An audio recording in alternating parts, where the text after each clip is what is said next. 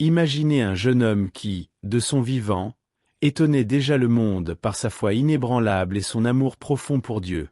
Maintenant, imaginez qu'après sa mort, quelque chose d'encore plus extraordinaire se produise, quelque chose qui défie toute logique et toute attente.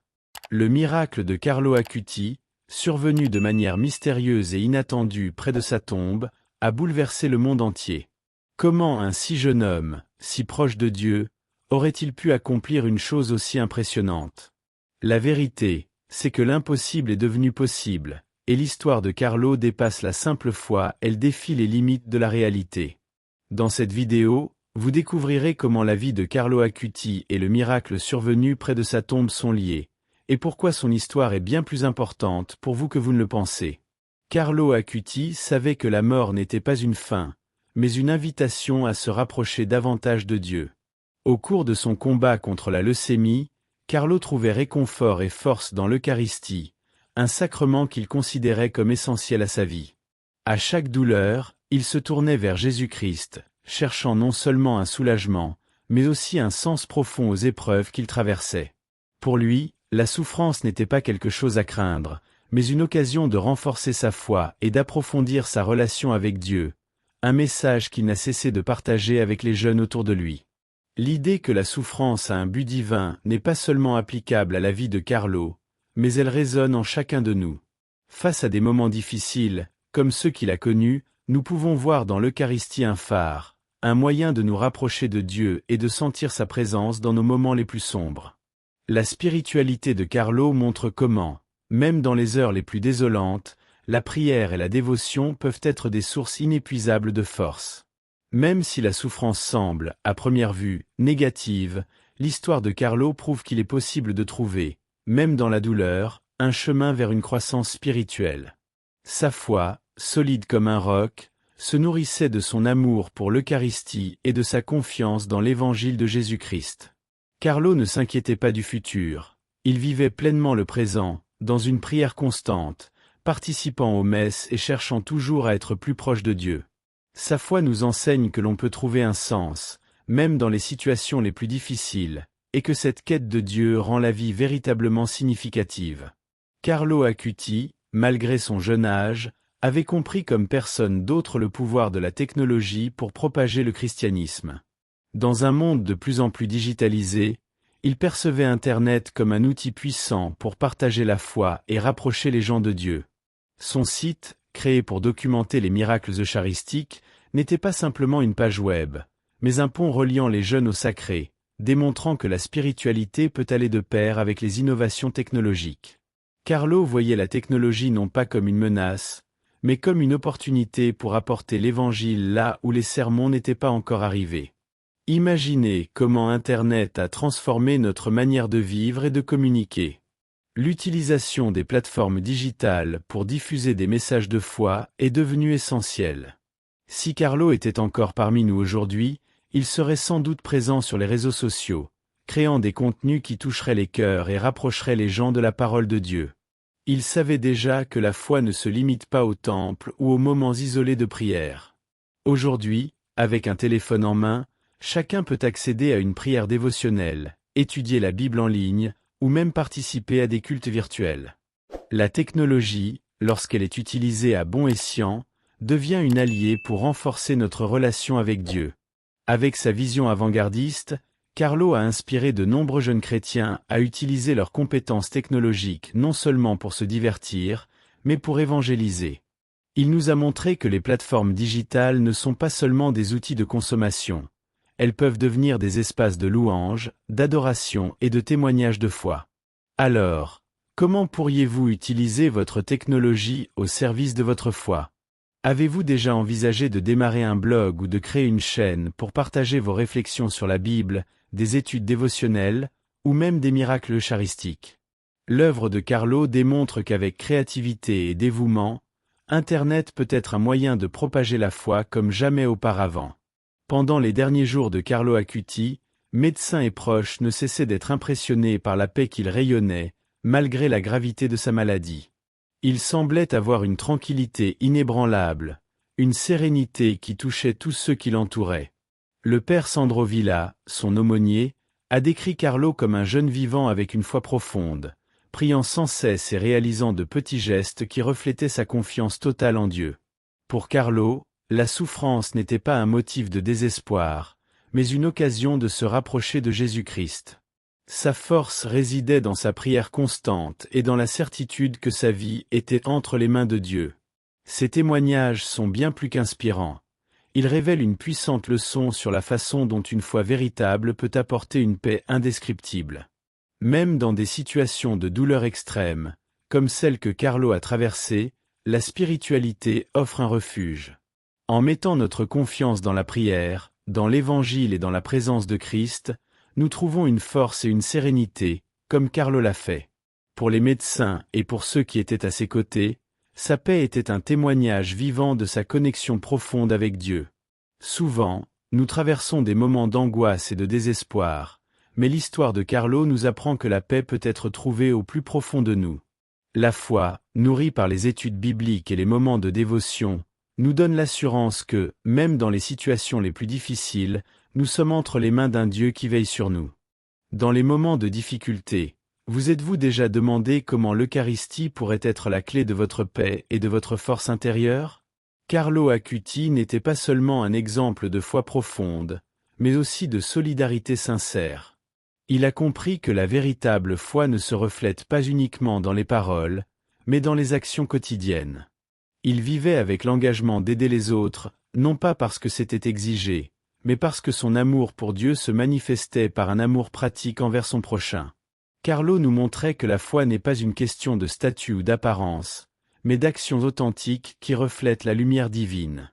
Même face aux difficultés, il se consacrait à aider ceux qui l'entouraient, que ce soit en soutenant ses amis, en étant dévoué à sa famille ou en servant les plus démunis. Dans un monde qui valorise souvent l'apparence et le statut, l'exemple de Carlo est un rappel que la véritable grandeur réside dans les petites actions de solidarité. Être solidaire n'est pas quelque chose qu'on fait seulement quand cela est pratique ou lorsqu'on est observé. C'est une pratique quotidienne, qui se manifeste dans des gestes simples mais profonds.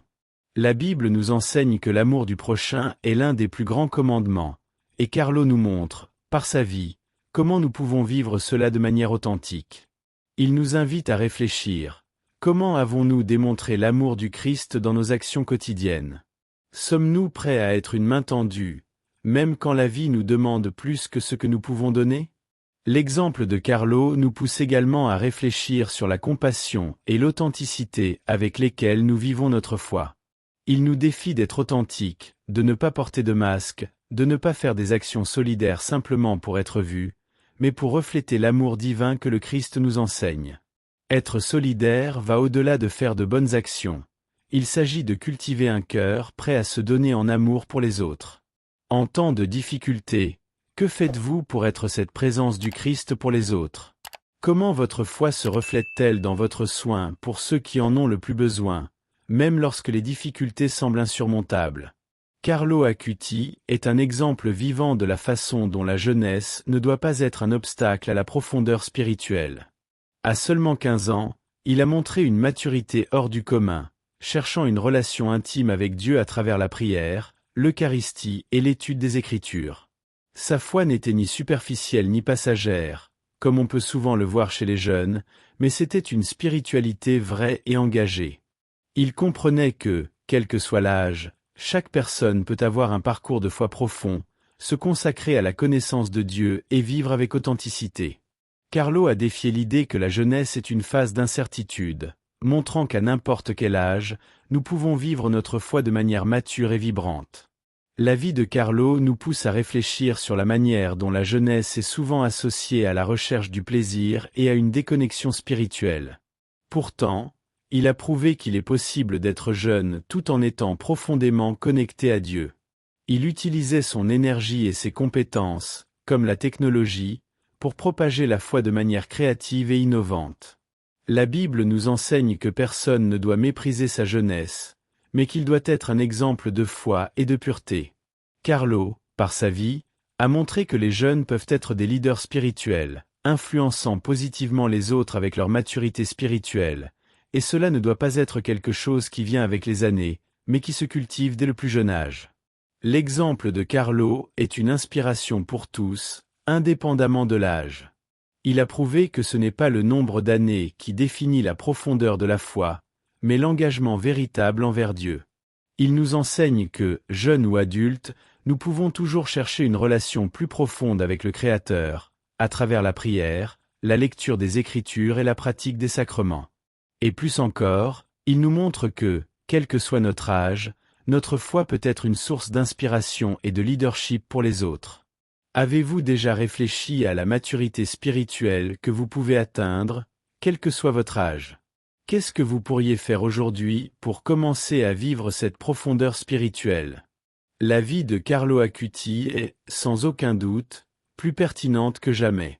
Nous vivons dans un monde où les crises de foi sont de plus en plus fréquentes, et les difficultés existentielles semblent croître chaque jour. La rapidité de la vie moderne, avec ses distractions numériques et ses défis quotidiens, nous fait souvent remettre en question le sens de la vie. Carlo, avec sa jeunesse et sa foi inébranlable, nous offre une réponse claire. Il est possible de trouver l'équilibre et la paix au milieu du chaos, si nous restons connectés à Dieu. Son exemple d'utilisation de la technologie non pas comme une distraction, mais comme un outil pour propager la foi, résonne profondément dans le contexte actuel, où la quête de sens et de but est une nécessité croissante. Avec la numérisation et le rythme effréné de la vie moderne, les gens, en particulier les jeunes, sont confrontés à un nombre énorme de distractions et se sentent souvent perdus dans un océan d'informations. La foi, cependant, offre une ancre solide. Carlo, même avec les limitations de son époque, a intuitivement compris cela et a utilisé la technologie pour nous rappeler l'importance de la spiritualité. Il nous enseigne que, en période de crise, la foi en Dieu et l'utilisation des outils à notre disposition peuvent nous aider à trouver un sens au milieu du désespoir. La Bible, à plusieurs reprises, nous rappelle que, même lorsque nous nous sentons seuls, Dieu est avec nous, et que la foi est la clé pour surmonter les difficultés. De nos jours, alors que les incertitudes augmentent et que les questions sur la vie et la mort deviennent plus fréquentes, l'exemple de Carlo est un phare d'espoir. Il nous défie de ne pas voir les difficultés comme des obstacles insurmontables, mais comme des occasions d'approfondir notre foi et notre connexion avec Dieu. Dans un monde saturé d'informations et de superficialité, Carlo a montré qu'avec une foi solide et une vision claire de son but, nous pouvons utiliser les outils modernes pour diffuser le message de l'Évangile et nous connecter à Dieu de manière significative. Comment pouvez-vous appliquer cet exemple dans votre vie? Comment votre foi peut-elle devenir un repère dans le chaos qui vous entoure? Carlo Acuti a été une véritable source d'inspiration pour les communautés chrétiennes du monde entier, en particulier parmi les jeunes. Sa vie, consacrée à la prière, à l'Eucharistie et à l'utilisation de la technologie pour évangéliser, a donné naissance à de nombreuses histoires de conversion et de renforcement de la foi. Dans de nombreuses paroisses et mouvements, les jeunes ont trouvé en Carlo un modèle de vie authentique de la foi, sans crainte de partager le message de l'Évangile avec les autres. En suivant son histoire, beaucoup ont été touchés par sa dévotion et ont cherché à mener une vie spirituelle plus profonde. La façon dont Carlo vivait sa foi a inspiré des mouvements qui, aujourd'hui encore, cherchent à transmettre son message d'espoir et de transformation aux nouvelles générations. L'impact de Carlo sur les communautés chrétiennes s'étend également à ceux qui traversent des crises de foi. Beaucoup de personnes, qui se sentaient désillusionnées ou éloignées de l'Église, ont retrouvé le sens et la motivation de reprendre leur cheminement spirituel après avoir découvert l'histoire de Carlo. La Bible nous rappelle que la foi est une flamme qui doit être constamment nourrie, et l'exemple de Carlo a servi de carburant pour beaucoup qui étaient sur le point d'abandonner. Son témoignage de foi véritable, allié à l'utilisation pratique de la technologie, a été un exemple vivant de la façon dont nous pouvons vivre le message chrétien de manière pertinente et efficace, même dans le monde moderne. En observant l'impact que Carlo a eu sur tant de communautés, il est évident que sa vie a servi de pont pour beaucoup afin de se reconnecter à l'Église et au message du Christ. Les jeunes, en particulier, se sentent désormais plus motivés à vivre leur foi de manière active, non seulement dans leurs prières, mais aussi dans leurs actions quotidiennes. Ils trouvent dans les paroles et les actes de Carlo un modèle de manière d'intégrer foi et vie quotidienne, comme lui l'a fait.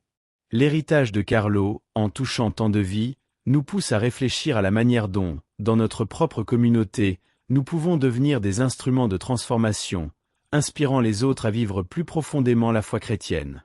Carlo Acuti a laissé un héritage profond dans l'éducation catholique, notamment dans la manière dont il a intégré foi et technologie.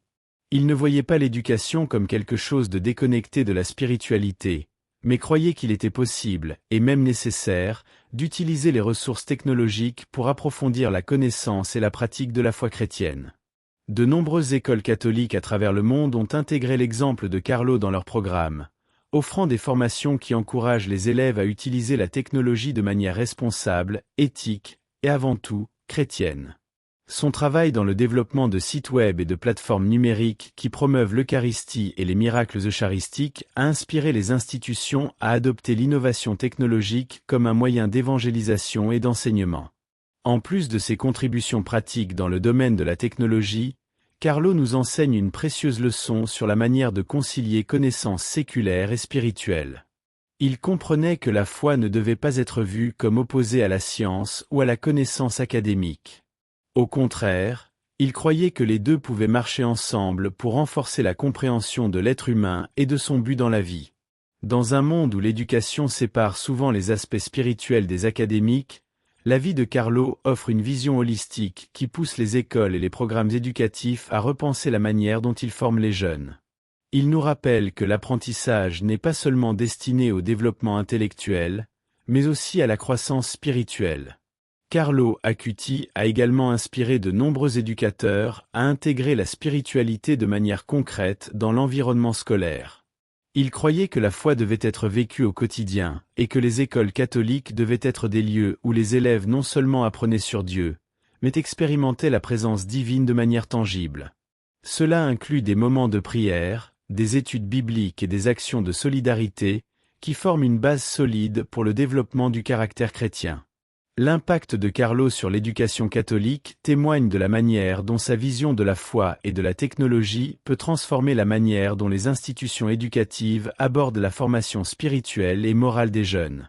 La canonisation de Carlo Acuti a suscité une série de réflexions sur le concept de sainteté, en particulier en ce qui concerne la jeunesse. Traditionnellement, la sainteté est souvent associée à une vie longue et remplie de grandes œuvres et de souffrances. Cependant, la vie de Carlo a défié cette vision, car il a atteint la sainteté à un âge où beaucoup croient qu'il est impossible d'avoir une connexion aussi profonde avec Dieu. Il s'est distingué non par ses œuvres extraordinaires ou ses souffrances physiques, mais par sa foi simple, authentique et par la manière dont il a utilisé ses compétences personnelles pour répandre l'Évangile. La canonisation de Carlo remet donc en question l'idée selon laquelle seule une vie pleine de grands exploits et de vieillesse peut aboutir à la sainteté. La jeunesse de Carlo, loin d'être un obstacle, a été une occasion de montrer que la sainteté n'a pas d'âge défini. Il a vécu sa foi avec une intensité rare, prouvant que la sainteté peut surgir à n'importe quel moment de la vie, dès lors qu'il y a un cœur dédié et une vie de prière constante. Pour beaucoup, l'idée d'un jeune saint peut sembler contre-intuitive, car nous avons tendance à associer la sainteté à l'expérience, à la souffrance et à la maturité. Cependant, Carlo a prouvé qu'il est possible d'être saint à 15 ans, et son exemple nous rappelle que la sainteté est une quête continue, fondée sur la foi, la prière et les choix que nous faisons, indépendamment de notre âge. La canonisation de Carlo offre également une nouvelle perspective sur le rôle de la jeunesse dans l'Église. Il a défié la vision traditionnelle selon laquelle les jeunes doivent seulement être guidés et apprendre des plus âgés. Carlo a montré que la jeunesse peut être un moment de grande maturité spirituelle et que les jeunes ont un rôle actif dans l'évangélisation et le renforcement de l'Église. Sa vie et sa canonisation sont un appel pour que l'Église ouvre les yeux sur le potentiel spirituel des jeunes et les encourage à vivre la foi de manière authentique, sans attendre de mûrir. La sainteté, comme Carlo nous l'a enseigné, n'a ni limite de temps ni d'âge, elle est accessible à tous, à tout moment.